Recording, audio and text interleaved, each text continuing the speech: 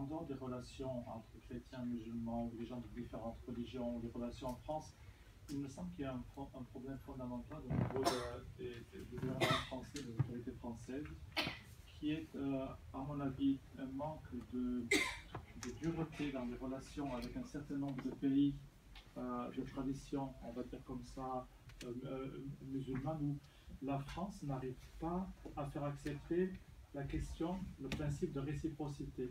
Pourquoi en France, toutes les religions peuvent avoir pignon sur rue dans la mesure où on respecte les lois républicaines? Bon, je parle de ça pour l'islam et pour d'autres.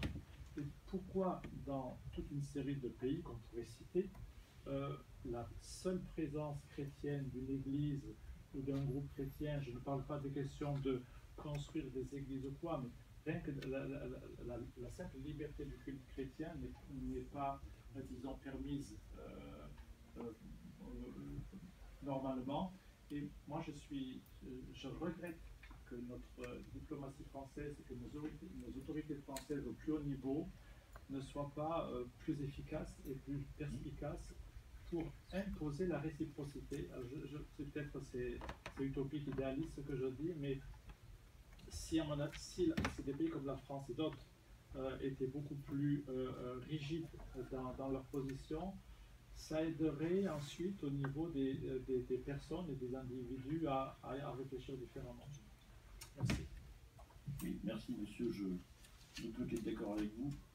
Connaissant le contenu de l'échange entre Lord Curzon et Clémenceau à Londres en 1919, en plein milieu de la crise de la Cilicie, lorsque Clémenceau décide d'abandonner les Arméniens et de ne pas exercer de mandat sur l'Arménie alors que les Arméniens lui demandaient, je pense que la France manque de lucidité sur ce sujet, au moins depuis cette période-là, ça fait même un siècle. Monsieur avait demandé la parole. Merci Monsieur le Président, Mesdames, Messieurs les attachés parlementaires. Moi je voudrais amener un sujet qui commence à être oublié. Excusez-moi monsieur, nous devons quitter la salle à 15h30.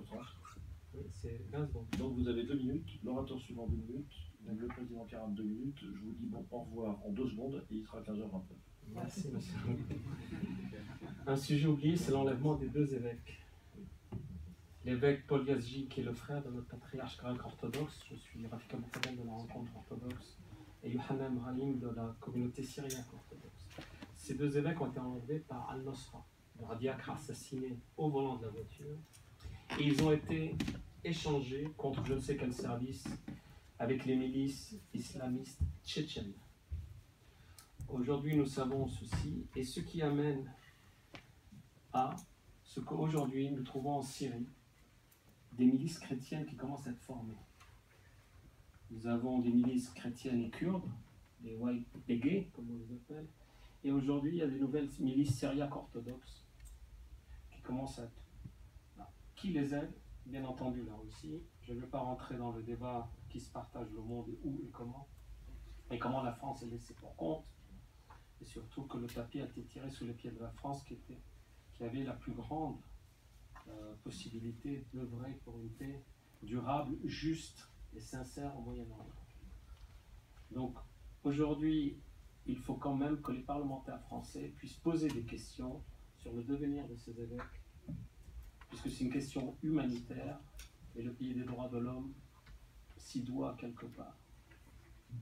Si vous pouvez faire quelque chose en posant des questions parlementaires, je vous en saurai gré. Je le ferai.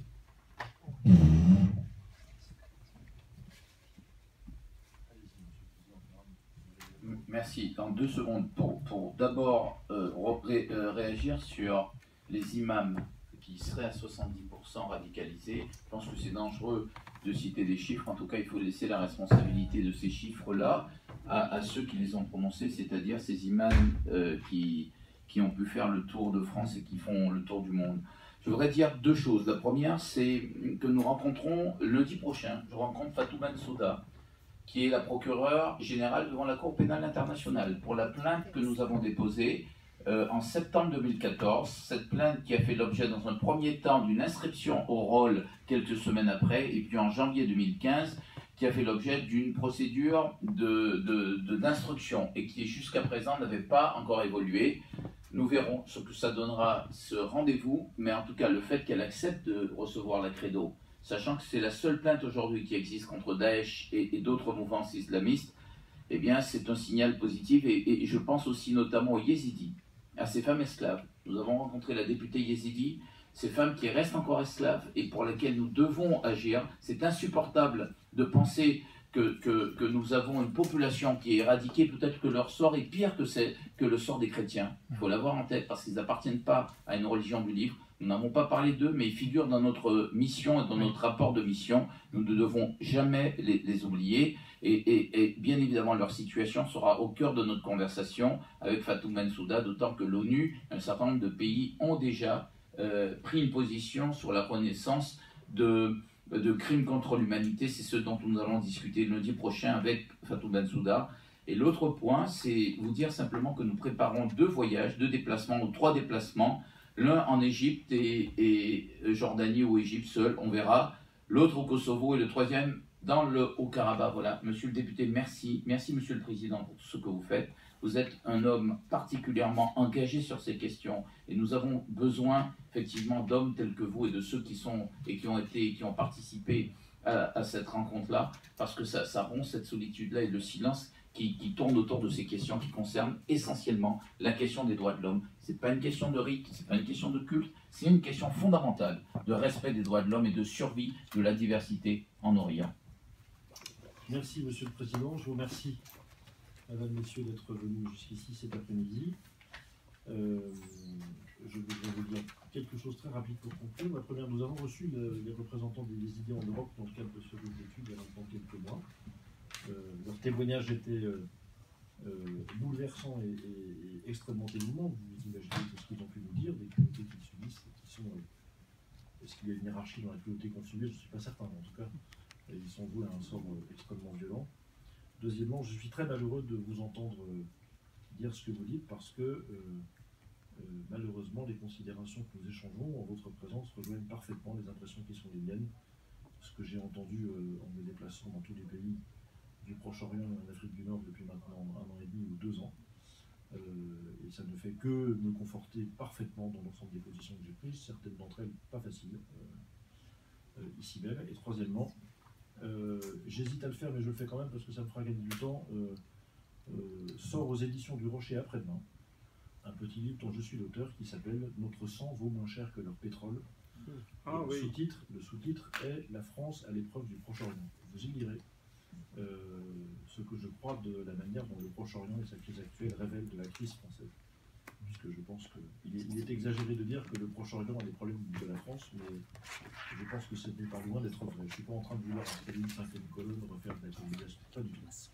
Mais il y a tellement de liens étroits entre la France et ses territoires que j'ai entendu tellement de douleurs exprimées de la part des responsables religieux, de vos responsables, de vos représentants, vos patriarches, mesdames et messieurs, que j'ai rencontrés, je crois à peu près tous, à Beyrouth ou à Damas ou ailleurs, que en les écoutant parler et en écrivant ce livre, je me suis dit dans une pipe. Vous avez raison, monsieur. Nous avons, nous Français, je dis nous, je suis héritier d'une tradition dont je ne suis pas solidaire, vous avez bien compris.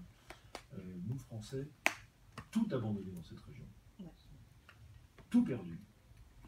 Alors qu'on nous attend encore aujourd'hui à bras ouverts et qu'il suffirait de peu de choses pour inverser cette tendance, pour juste changer d'alliance, changer de logiciel diplomatique et changer de politique de défense. Mais nous nous y employons, monsieur, et j'espère que dans quelques mois, nous verrons plus clair. Merci. Il n'y a pas que Jean Jaurès.